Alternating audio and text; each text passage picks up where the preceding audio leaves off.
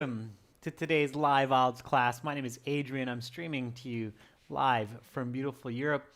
I hope everybody is having a fantastic week so far, being creative, being happy, and staying strong.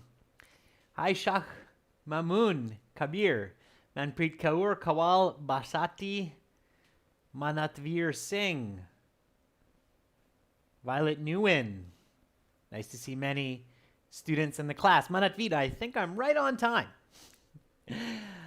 Welcome everyone. In this class we are doing listening part 1 and 2. I'm going to give you some tips to get band 9, and of course this class is presented to you by aehelp.com. That's academicenglishhelp.com. We will be using some materials from our website for the as well as the exam for the questions and general IELTS. Visit us at g.com with this website. Lots and lots of materials to help you improve. Hi, Nathalie. Good to see you in class.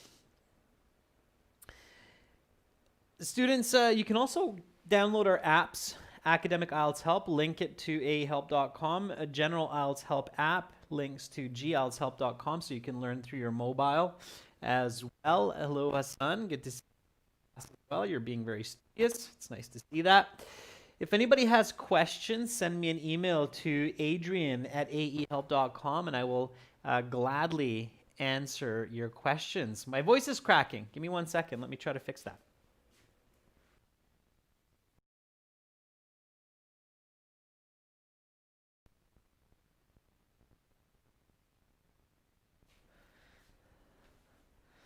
All right. If my voice is still cracking, let me know. Hopefully it's fixed now. Okay. A lot of moving parts in these live classes. 2 computers, interactive projector, camera, reference TV, wireless microphone, headset, and it all comes together just for you. All right, everyone. So we have classes today, tomorrow, and on Saturday. Sounds like the microphone is good. That's great. Okay, everyone. So let's get into listening. So here, as we listen, just a couple of points to keep in mind. Okay. So I'm going to play part 1 right away. Okay. For part 1, I'll give you a couple tips before we get going here. Okay. Usually I just start playing part 1 right away. This time I'm going to give you a couple of tips that will help you. Okay. All right. So part 1 of IELTS listening. Okay. Be ready for lots of demographic information. Demographic information means names of people, places, streets, birthdays, phone numbers,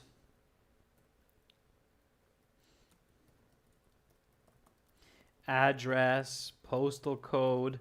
Okay, so these kinds of information, all right?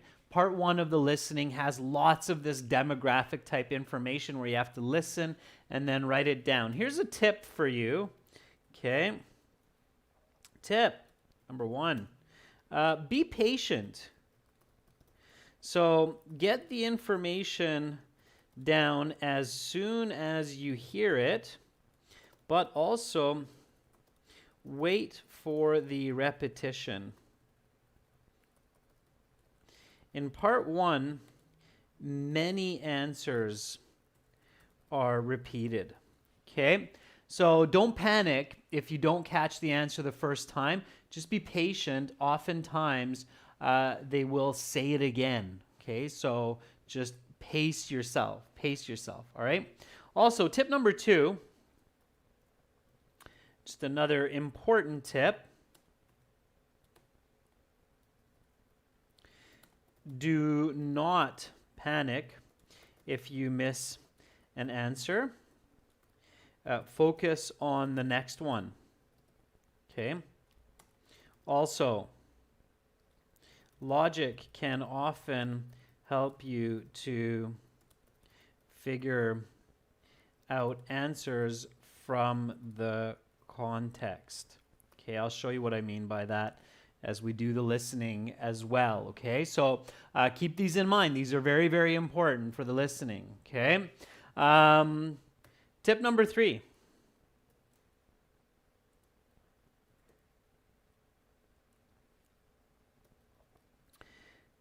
Listen for keywords so that you can identify where you are in the audio, especially words that are likely not paraphrased, like names and numbers. Usually those are not paraphrased, okay?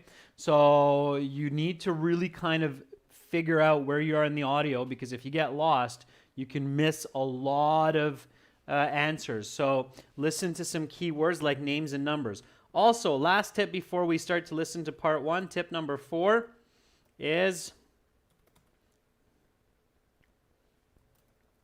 think about paraphrasing the questions during the review time, as you will hear different words used in the audio than what you see on the question sheet. Okay, so very often they will paraphrase words in the question sheet in the audio, so careful. Okay. Mohammed is asking a good question. Do the answers come in order? Usually, but not always. Okay, so this was a question. Do the answers always come in order? In most cases, the answers do come in the order of the audio, but this is not always true, especially when some of the answers are repeated.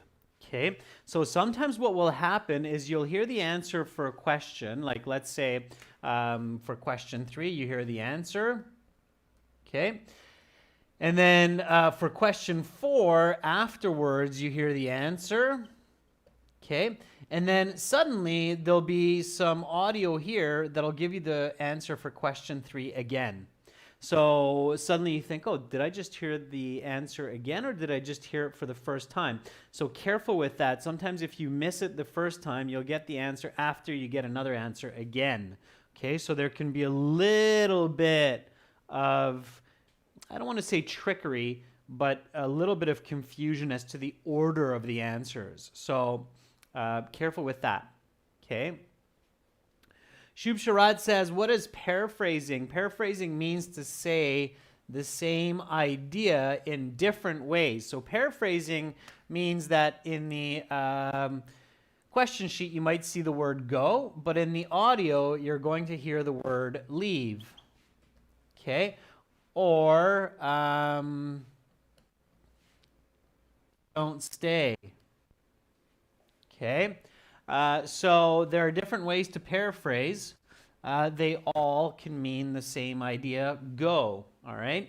So you have to listen for different ways that the information can be said. Now that's more true for part 2, 3, and 4, okay? The later the part, the more paraphrasing. Part 1 doesn't have much paraphrasing. Part 2, 3, and 4 have a lot of paraphrasing, especially 4, okay? All right, everyone, we'll get into more strategy as we go along here. Now, we're going to look at test number 2 from our exam book.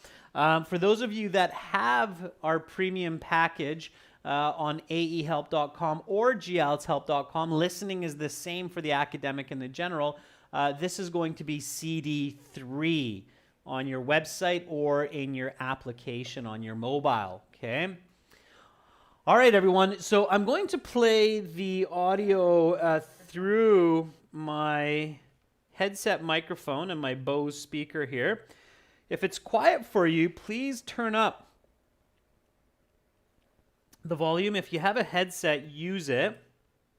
Okay. I'm just going to go to our academic IELTS help website here and go into my student account. And in my student account, I have some computer-based practice exams, fully interactive course, and I have my CDs here. And in my CDs, I have lots of audio material. These are mostly native British English speakers. There's some Australians and Canadians and New Zealanders in there as well, like in the real IELTS. Okay, everyone, so here we go. I know the screen's bright, but that will change in just a moment. Get ready, everyone, and please, everyone, do not write your answers into the chat. Wait until the end to share your answers, okay? So wait until the end to share your answers so that everybody has the same chance to answer, okay? Here we go, everyone. Listen and answer. This recording is copyrighted by 2 Think One Solutions Inc. and World ESL Tutors. You will hear several different recordings and you will answer questions on what you hear. There will be time given to read the instructions and questions, and you will be given a chance to check your work. The recordings will be played only once. The test is made up of 4 sections. At the end of the test, you will have 10 minutes to transfer your answers to the answer sheet. Now turn to section 1. Listening section 1.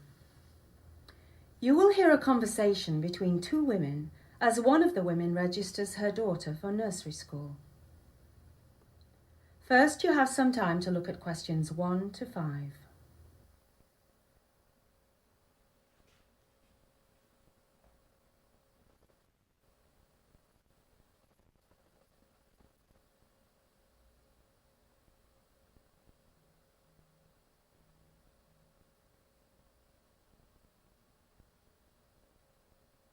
You will see that there is an example. This time only, the conversation relating to this question will be played. Good afternoon, Monterey Primary, Jane speaking. Hello, my name is Diane Johnson. I was hoping to register my daughter for nursery school at Monterey Primary. Of course, Miss Johnson.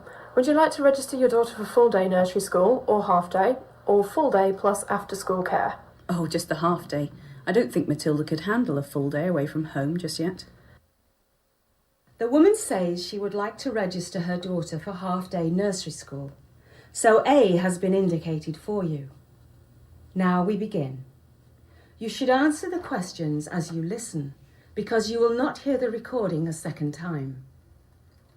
Listen carefully and answer questions 1 to 5. Good afternoon, Monterey Primary, Jane speaking. Hello, my name is Diane Johnson. I was hoping to register my daughter for nursery school at Monterey Primary. Of course, Miss Johnson. Would you like to register your daughter for full-day nursery school, or half-day, or full-day plus after-school care? Oh, just the half day. I don't think Matilda could handle a full day away from home just yet. So your daughter's name is Matilda Johnson? Yes, let me spell it for you. The first name is Matilda, Matilda, and the last name is Johnson, but it's not the common spelling. It's spelt Jonson. My husband is Swedish, which explains the different spelling. Right. And what is Matilda's date of birth? She was born December 25th, 2006. So she was born at Christmas. That is incredible. Yes, she was an incredible present to get for Christmas. It certainly was the most memorable Christmas I've had. Yes, I would imagine. Okay, so now I need Matilda's personal education number, which she should have received in the post recently. I don't remember receiving such a letter in the post. It would have come from the Department of Education, and they always post things in yellow envelopes. You don't remember seeing a yellow envelope in the post? In fact, I do, but I didn't open it. My husband did. He didn't mention anything about a personal education number. Now he's away with work and I won't be able to reach him. Well, we can retrieve the number. I'm going to need your national insurance number as well as your husband's. I'm going to need your husband's name as well. My husband's name is Eric, with a K instead of a C on the end. His last name is Johnson, of course. His national insurance number is DF987745W, and mine is KL409115N. You now have some time to look at questions 6 to 10.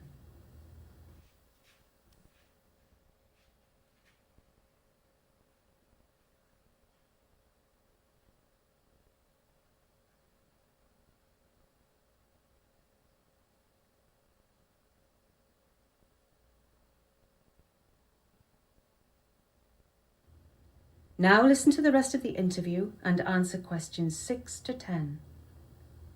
Right, okay, let me see here. Alright, here is a personal education number. I'll give it to you now so that you can write it down for future reference. It is T56340192. Just to make sure, the first character is T as in Thomas. Yes, and this letter in front of the number shows what region the child is originally from. The T in this case refers to Tyne and Wear. That would be correct, I'd imagine. Matilda was born in Newcastle, which of course is in Tyne and Wear.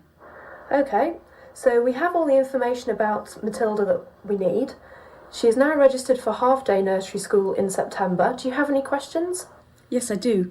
I was wondering what sort of training your nursery school teachers have. That is a very good question. Each of our teachers has, at a minimum, a 2-year diploma in early childhood education. Many of our senior staff have bachelor's degrees in education in addition to the 2-year diploma, and our departmental head, Miss Janet Roth, has a postgraduate certificate, bachelor's degree and diploma. Do not worry, Miss Johnson, your daughter Matilda is in very good hands. That makes me feel a lot better. Can you tell me when the first day of school is, and also will there be an orientation day for new students and parents? The first day of class is the 5th of September, and yes, we do have an orientation day. It takes place on the 3rd of September from 9 to midday. Parents and children are strongly encouraged to attend. That is the end of section 1. You will now have half a minute to check your answers. And in this half minute, look at the questions again carefully. See if you missed any important information. And use logic to ensure that you've got as many questions correct as possible. Okay, so we're going to look at these questions and get the correct answers in just one moment. Before we do that, again, I show this every single time, always for our new students. Many of you already know this strategy. This strategy, you can use it in the paper-based and in the computer-based exam. When the instructions are going, because there's about 1 minute of instructions.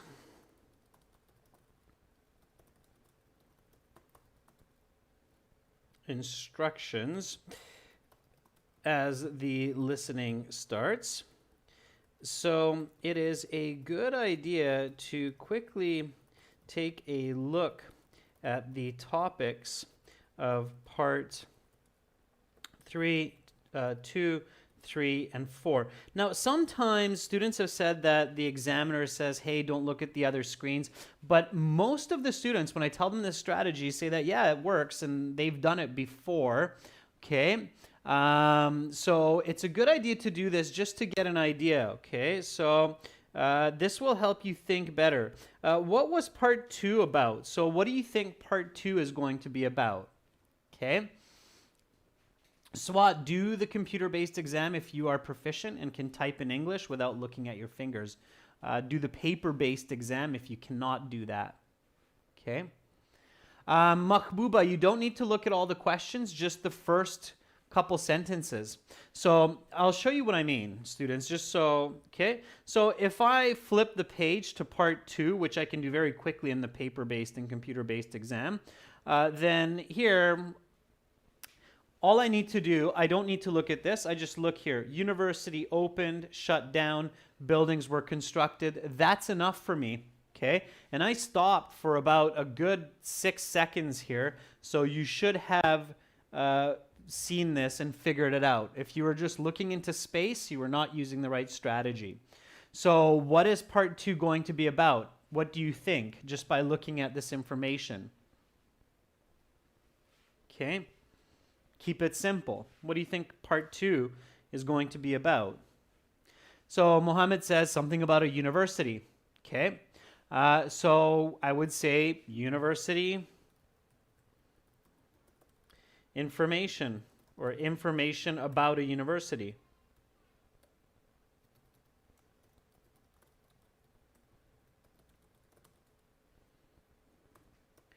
Okay.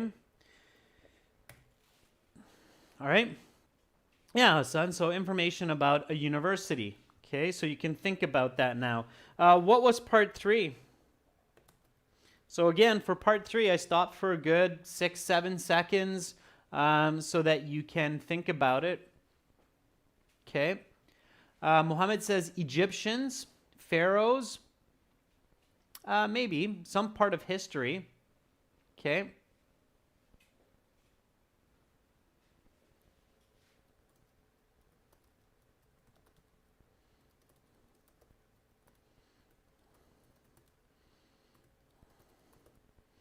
It's actually taxes, for those of you who were really paying attention.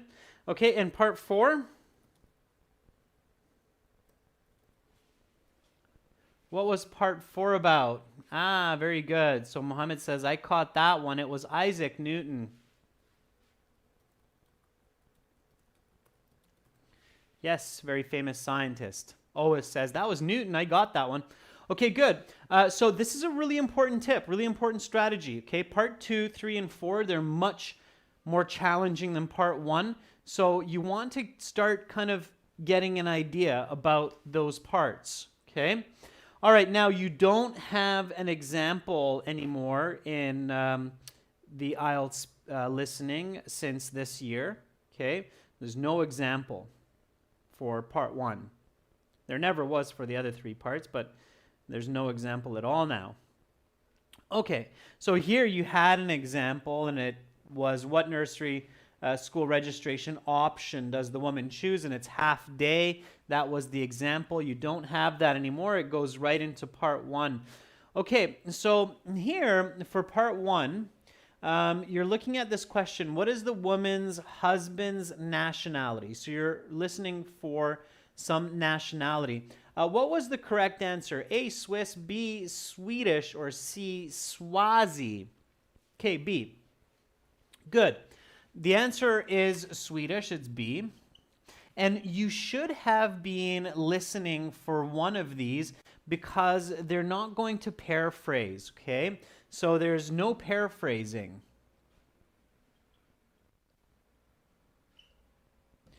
Was there any other question where there was likely no paraphrasing and you should have been listening to the name of a place?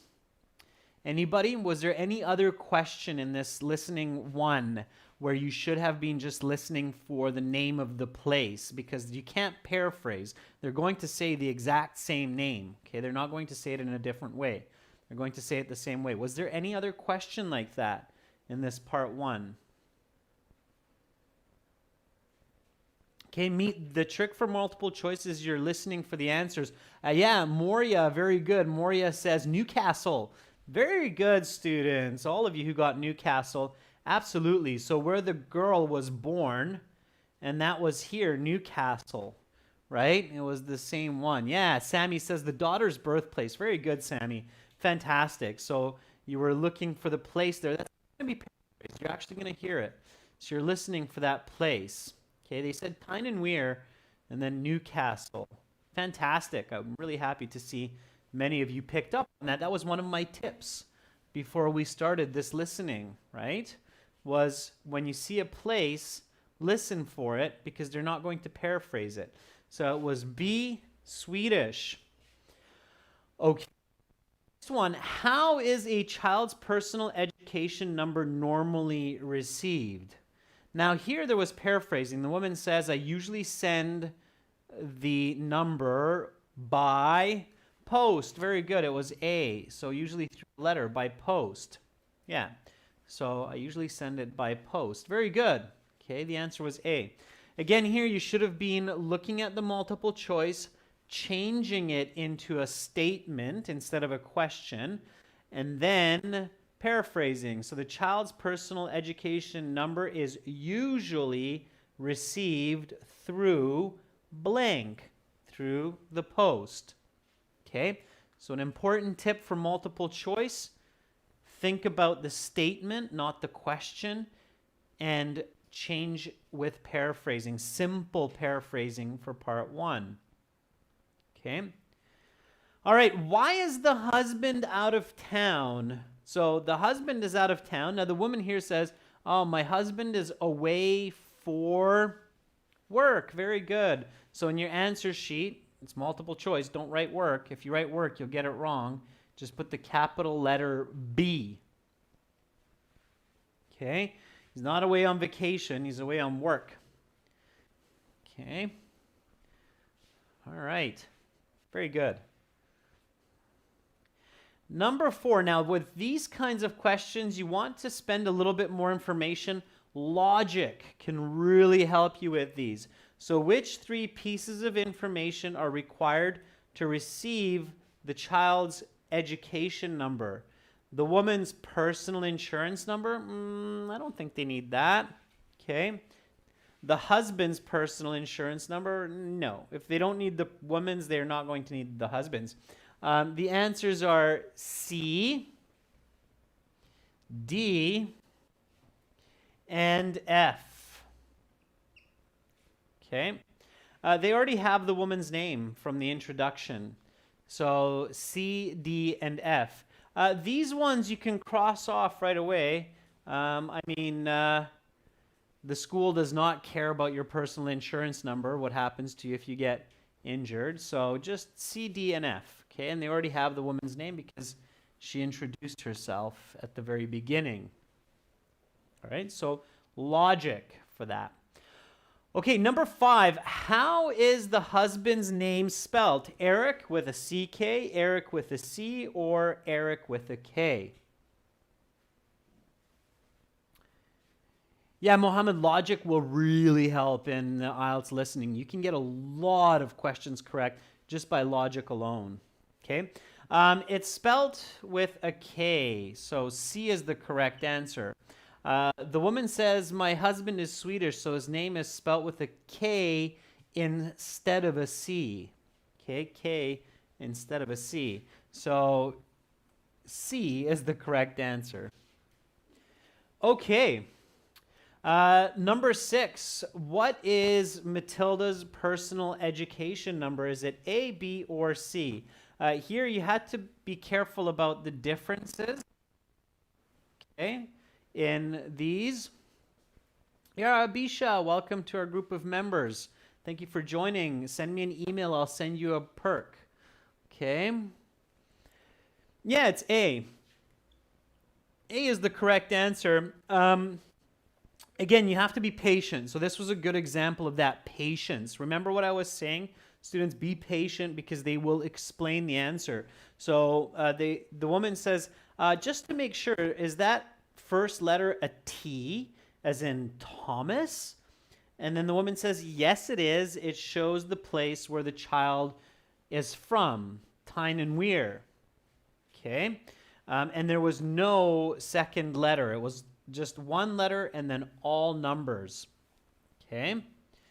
So A was the correct answer. And then they don't say where the child is born. They said where the child is from. And the child is from Newcastle. We know that because many of you already had that answer and you gave it to me a couple of minutes ago. Moira, I remember, said, yeah, that's the other one where I just had to listen for the name of the place. Okay? And you had to be careful here because the child is from instead of born. All right. What 2 qualifications do many of the nursery school senior staff have? Okay? And it's the senior staff here that we're talking about. What do they have? They have a 2-year diploma, that's right, and a bachelor's degree. So the correct answer, it's just one question. So in your answer sheet, it would be B, comma, E. Okay? That's all it is. B, comma, E. Very good. Or B and E, Hassan, just like that. You don't need the comma. Okay? Good. Questions 9 and 10, short answer questions. Complete the notes. First day of class. When is the first day of class? Sammy, very nice. So Sammy says all we really need here is 5 Sep. Now, Sep is okay. We usually abbreviate it as Sept. It's more common. September is an interesting one. It's Sep is okay. It's accepted. But the most common abbreviation for September is with a T. Sept. Like that. Okay, with a T. All right, Sept. Okay. All right, and again, logic, right? If orientation day is on the 3rd of September, now here you shouldn't have problems with the spelling because you have September right here.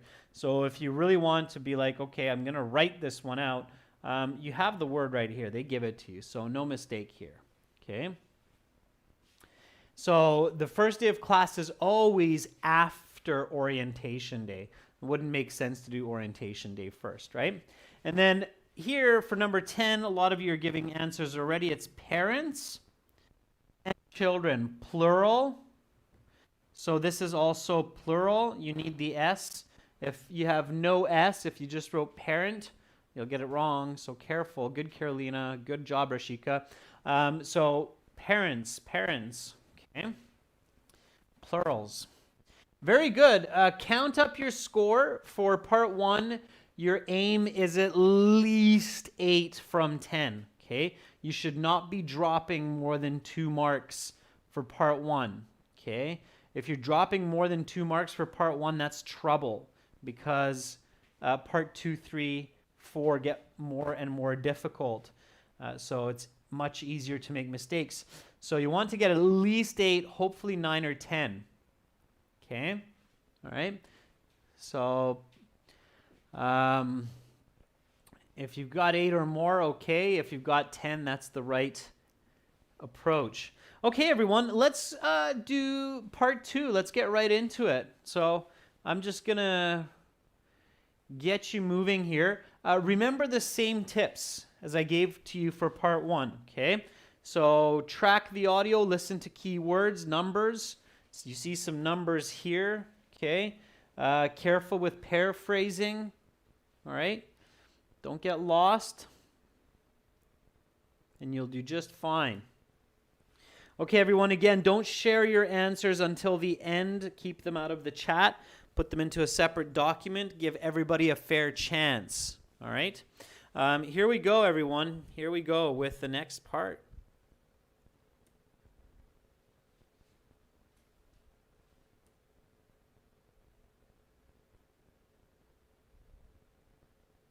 Now turn to section 2. Take some time to look at questions 11 to 16. Listening section 2. You will hear a recording of a university campus tour. First, you have some time to look at questions 11 to 16.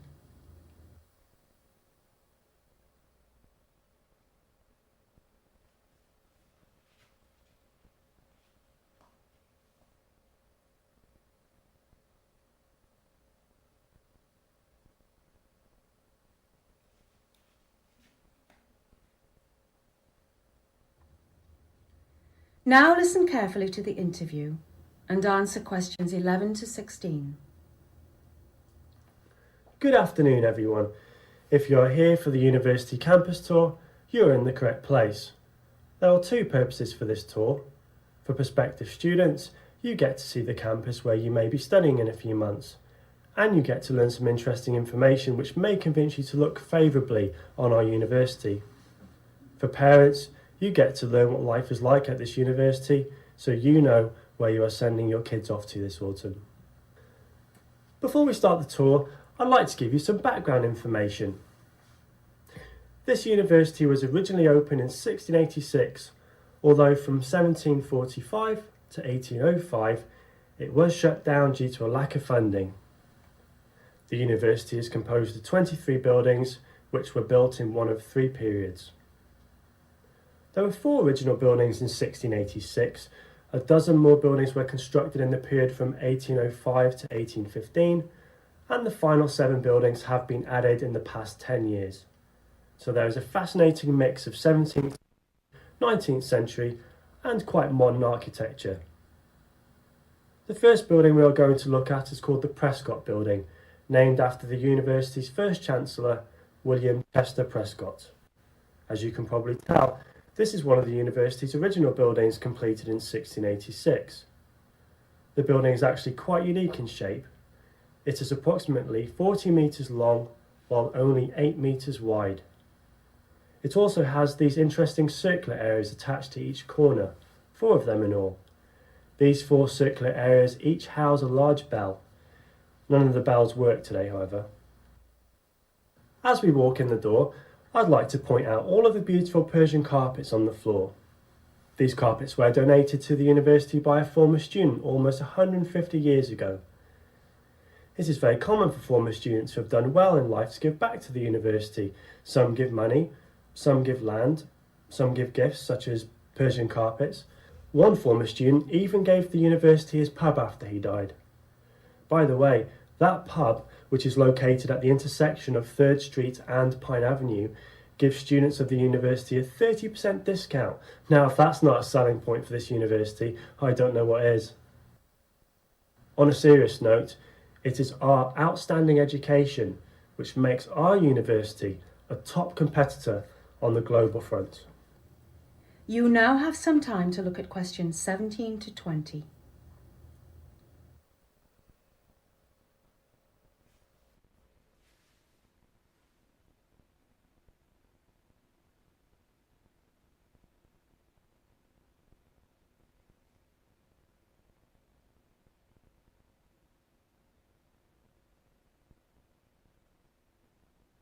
Now listen to the rest of the interview and answer questions 17 to 20. Before we go any further, are there any questions? No? Right then. Next we are going to visit the university library. As you see in front of the library, there is a beautiful fountain which shoots water high up in the air. Once again, the funding for the fountain came from a former student, in this case a well-known artist. It was constructed just 15 years ago at the cost of £50,000. As we step into the library, I think what you'll notice at first is the fact there are no books. Indeed, there are no books at all on the entire ground floor. On the 5 upper floors, however, there are over 3 million books. The library's collection has been built over time through private donations, gifts from former students, as well as university purchases. There is also a special collections area where there are original works dating back to the year 1588. Next on our itinerary is a visit to the sporting facilities. Here at the university we have over a dozen different facilities for almost any sport you can imagine, ranging from football and rugby to tennis and squash to archery and cricket. Our rugby team has won the national championship 3 out of the last 5 years.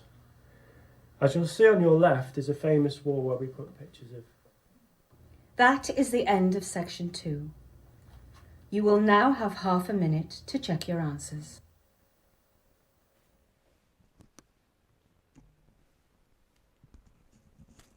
And again, students, you want to check those answers in that half minute. Just going to stop the audio from the website and we'll go back and answer these questions together. Here we go. And there was definitely some good examples of the tips that I gave you earlier. Let's do this one here first, question 11. So what year did this university open? Okay, what year did it open? Did anybody get that? Victor says it was 1686. And you are absolutely correct. 1686. Years in English we often say is 2 sets of 2-digit numbers. So 1686. So be prepared for that. And you probably heard that it was given twice. So again, they talked about this and maybe this, and then they said this again. They said, oh yeah, the first building after it was established in 1686. So that's why I said to you, you want to be patient, and sometimes they'll give you the answer again for a previous question a little bit later. Okay? All right, so from 1745 to 1805, it was shut down. Here's a bonus question. Bonus question time. Why? Why did this university shut down during this time? The tour guide explains that. Bonus time! Who picks up the bonus question answer? Why was the university shut down for 60 years? Piyush, very good. Carolina, very good. No funding. No funding. Funding. Lack of funding. Very good, Victor. A lot of you picked up that bonus question. Boom. That's how you know you're actively listening to what's going on in the audio, and you should be visualizing. No money. University's out of business. Okay. So 1805 to 1815, 10 years. Buildings constructed. How many buildings were constructed? And this is after it reopened. So the university reopened. How many buildings? There's 23 buildings total, but it wasn't 23 buildings. Okay. I think it was 23 buildings total. How many buildings? Sargon, very good. It was a dozen, 12 buildings. In the audio, they say dozen. Dozen means 12. Okay, so 23 total. It was a dozen buildings, which makes sense because if you're thinking about it, right, the IELTS is quite logical. So in this time, it's shut down because of lack of funding, and then 1805, it reopens, right? Now, why did it reopen? Probably because it got a lot of funding, and when it got a lot of funding, they built some new buildings. Okay, so these are the years. And this is what's happening here. Okay, in the past, number 13, number of years. So this has to be some kind of number. Number 13, what was it? Dean Army says 10. Very good. Use the number, not the word, students, for this. It's easier, it's faster, no spelling mistakes. So 10, yeah, 10 years. Okay. Just 10 for number 13. You have the word years. So all you put in the answer key is the number 10. Okay, so in the past 10 years, 7 buildings were constructed. Okay, all right. So very, very good. Those were the answers for that fill in the form or table. Okay, and then we had a little diagram selection here. The first building, which is called the Prescott Building, from William Chester Prescott, has what shape? A, B, or C? Yeah, the correct answer is B. Okay, the audience, they clearly say it's how long? How long is this? What's the length of it? Let's see again. Bonus question 2. The dimensions of the building. How long is it? Hassan says it's 8 by 40. Hassan, you are right. It's 8 by 40 meters. It's a very long building. 40 meters long, while only 8 meters wide. So it's 5 times longer than it is wide. Okay? So 40 by 80. 40 by 8 meters. 40 by 8. Super bonus question. What was in the little circles here? So these circles, what's inside those circles? Again, this is active listening, and here's an important tip. At home, when you're practicing listening, go beyond the questions and try to recall as much as you can. Mitul and Mori are correct. Bells. There used to be bells. So these are bell towers. Bells used to be in these. Very good. Answer, Mitul. Moria. Bong! Thumbs up. Mitul, I think you were the first one. Very nice. All right. There were bells in those circle-shaped towers. All right. Number 15. How many years ago were the Persian carpets donated? So the tour guide says, look at the beautiful Persian carpets. Mubina Izat says 150. 150 is correct. And you don't need years because it's in the question. Okay? So you just need the number 150. Okay? Now, if you really want to put years, the simplest way is like that. YRS.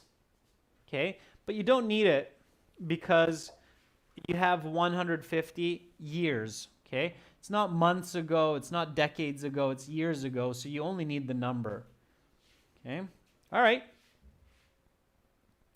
Here we go. What discounts do students receive at the local pub? So another student gave their pub to the university, and students A, absolutely, A is correct, get a 30% discount. 3% doesn't make sense. 40 seems a bit too generous.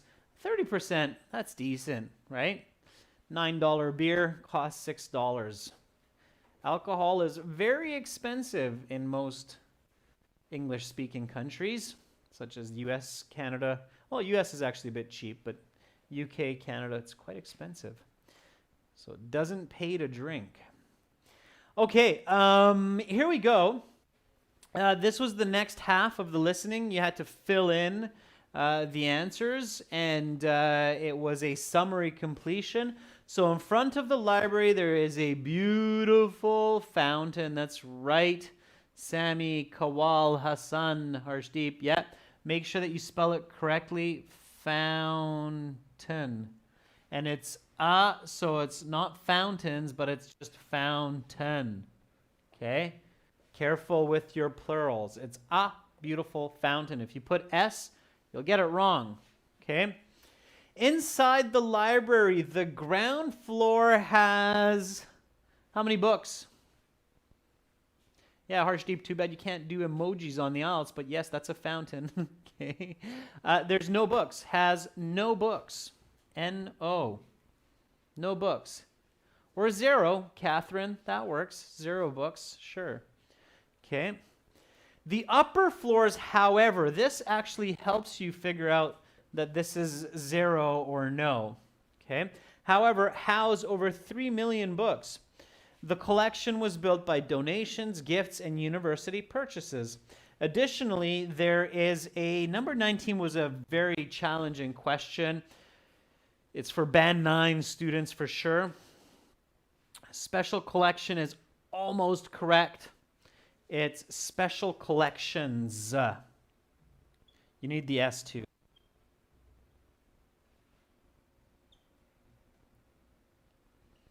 You need that S. It's called a special collections area with works dating back to 1588. Special collections. Very good, Nadia. Okay. Special collections. And you need both words. Just collections area is not enough. It's special collections because they're unique. Okay. There are many sporting facilities, including the rugby field, which is home to the rugby team, which has won 3 of the past 5. Now, here you had some grammar paraphrasing. 3 of the past, that's plural, BJ Swat, careful. National championships. You need both words here. 3 of the past 5, national